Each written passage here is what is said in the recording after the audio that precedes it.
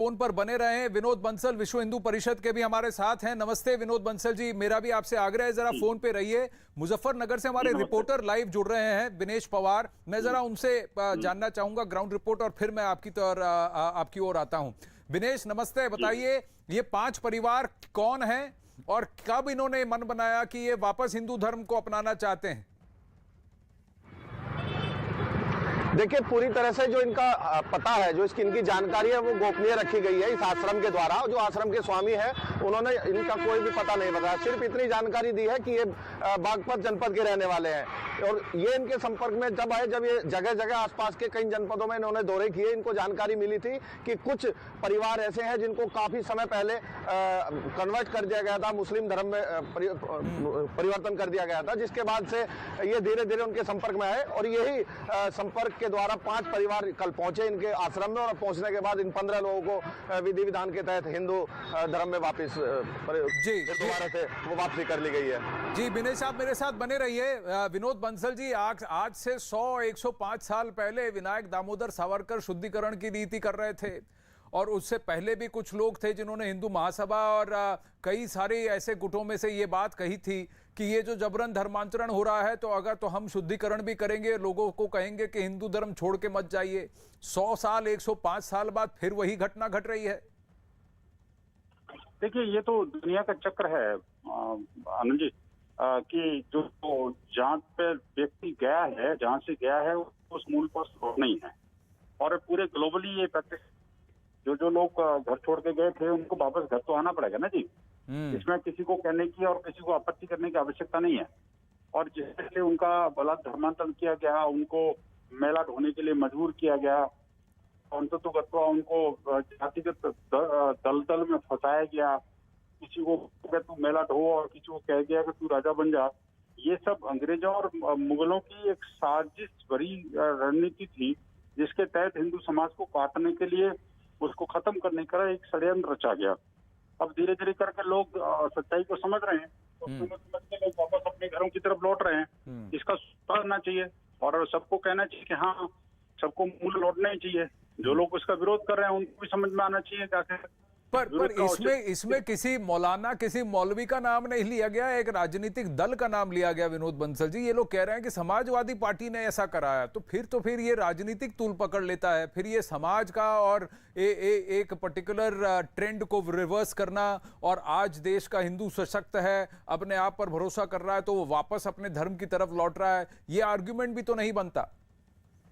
नहीं, देखिए, हिंदू अपने घर की तरफ लौट रहा है, इससे ज्यादा महत्वपूर्ण बात यह है कि जो रामद्रोही हैं वो अयोध्या की तरफ लौट रहे हैं। आनंद जी, मजे की बात तो आप देखते हैं कि अब चुनावों का जो प्यार जैसे शुरू अपने चरम पर आ रहा है धीरे धीरे कर, तो लोग जो है अयोध्या की तरफ रुख करने लगे हैं।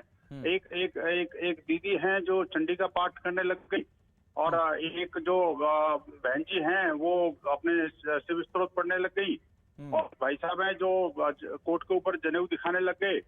और आप देखिए कि कई हिंदू जो है, दिल्ली के मुख्यमंत्री कहते हैं कि मैं हिंदू हूँ इसलिए मंदिर जाता हूँ, और जब अन्यथा तो अभी तक इसके एडवर्टाइजमेंट उनके आते थे गोल टोपी और हरे गमछे में, वो सजदा करते हुए नजर आते थे। कभी उनको मंदिर में नहीं देख सकता। कांग्रेस को, बसपाई को, किसी का अपने कांग्रेस के नेता को कभी आपने सुना है कभी मंदिर जाते हुए? आज से 5 साल अगर किसी कोई एक फोटो दिखा दे मेरे को, तो मंदिर गया था, उसने कोई किसी स्त्रोत का पाठ किया था। अब तो टीवी चैनल पे अपने सामने वाइट देते हुए बोलते हैं, और टीवी चैनल वेट में भी अब तो शिव स्त्रोत चाहे झूठा आता है उनको, लेकिन सुनाते जरूर है। हमारे दिल्ली के मुख्यमंत्री तो हनुमान चालीसा सुनाने लग गए थे पिछली बार इलेक्शन में, पता होगा। हाँ जी। लेकिन और अब जो है ना, जिस राम जन्मभूमि को कलंकित करने के लिए, राम मंदिर के आंदोलन को और ये राम जन्मभूमि निधि समर्पण अभियान को कलंकित करने के लिए आम आदमी पार्टी ने कितने षड्यंत्र रचे।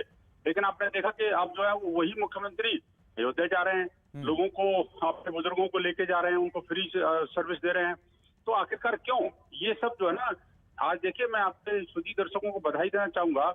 आज वो पावन दिवस है जो 500 साल के बाद में 9 नवंबर 2019 को माननीय सर्वोच्च न्यायालय के निर्णय के द्वारा पावन जो अयोध्यापुरी जो है वो एक मुगल आक्रांतों से आई, और माननीय सर्वोच्च न्यायालय ने उसको मंदिर के लिए अनुमति दी। आप देखिए कि इस पावन दिवस में सभी लोगों को बधाई दूंगा, और सबको कहूंगा कि जो भी पिछड़े हैं, बिगड़े हैं, इधर उधर पर कहीं ना कहीं विनोद बंसल जी की इस घटना का इस तरह से होना और सीधा समाजवादी पार्टी पर आक्षेप, मैं फिर राकेश त्रिपाठी के पास जा रहा हूं कि उत्तर प्रदेश एटीएस की एक मुहिम छिड़ी है जहां पर 2 दिन पहले अब्दुल्ला को गिरफ्तार किया गया, कहा गया कि जबरन धर्मांतरण का एक रैकेट है, एक सिंडिकेट है जिसको कि फोड़ा जा रहा है। लेकिन यहां पर इन लोगों का यह कहना कि समाजवादी पार्टी के उकसाने के, उनके डराने की वजह से ही हम पहले 18 साल पहले हम बदले थे, तो 18 साल तक आपको ये नहीं लगा कि हमको वापस हिंदू धर्म में आ जाना चाहिए, पर अब 2021 में ऐसा लग रहा है। तो ये सवाल भी पूछा जा रहा है राकेश जी।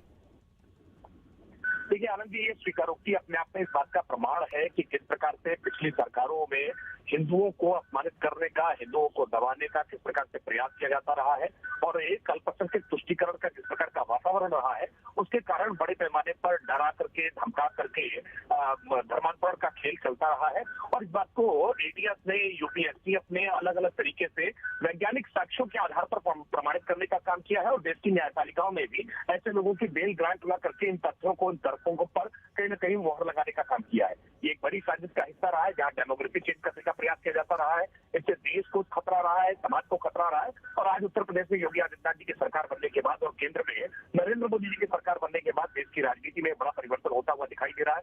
जो अब तक तुष्टीकरण की राजनीति अब तक रहा करती थी, वो राजनीति का पतन हुआ है। अब इस देश में बहुसंख्यक हिंदुओं की बात सुनने वाला भी कोई है। आज कोई अपने आप को अपमानित महसूस नहीं कर सकता है। आज कोई किसी को डरा करके, धमका करके धर्मांतरण के लिए मजबूर नहीं कर सकता है।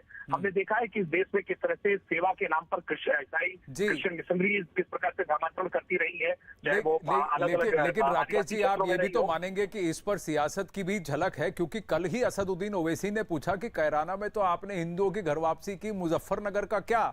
और आज मुजफ्फरनगर में जो मुसलमान थे वो हिंदू बन रहे हैं। नहीं, ये देखिए, टाइमिंग को लेकर के जरूर आप जो भी सवाल उठाना चाहे वो उठा सकते हैं, लेकिन हम पूरे पश्चिमी उत्तर प्रदेश को विशेष तौर पर अगर आप देखेंगे तो पूरे पश्चिमी उत्तर प्रदेश में किस प्रकार से डेमोग्राफी में चेंज हुआ है। अगर आप पिछले दशकों के आंकड़ों को उठाकर देखें तो जनसंख्या में किस प्रकार से बड़ा परिवर्तन हुआ है, ये आपको साफ साफ दिखाई पड़ेगा। और इसके पीछे किस प्रकार से ये योजनाबद्ध तरीके से काम हो रहा था। स्लीपर सेल्स के लोग काम कर रहे थे, आईएसआई के जो तमाम सिंपथाइजर वहां पर वर्क करने लगे थे, जिसको विधानसभाओं में अपनी रिपोर्ट्स में स्वयं सपा की सरकारों ने भी स्वीकार किया है। लेकिन दुर्भाग्यपूर्ण ये रहा कि वोट बैंक के पॉलिटिक्स के नाते ऐसे तमाम anti national, anti social activities को लगातार टॉलरेट किया जाता रहा, उन्हें संरक्षण दिया जाता रहा, और उसका खामियाजा पूरे उत्तर प्रदेश को भुगतना पड़ा है, पूरे समाज को भुगतना पड़ रहा है। लेकिन आज जब परिस्थितियां परिवर्तित हुई है, बदली हुई इस पर प्रतिक्रिया आती है कि नहीं, और ग्राउंड पर क्या कोई प्रलोभन दिया गया है कि इस वजह से ये वापस 18 साल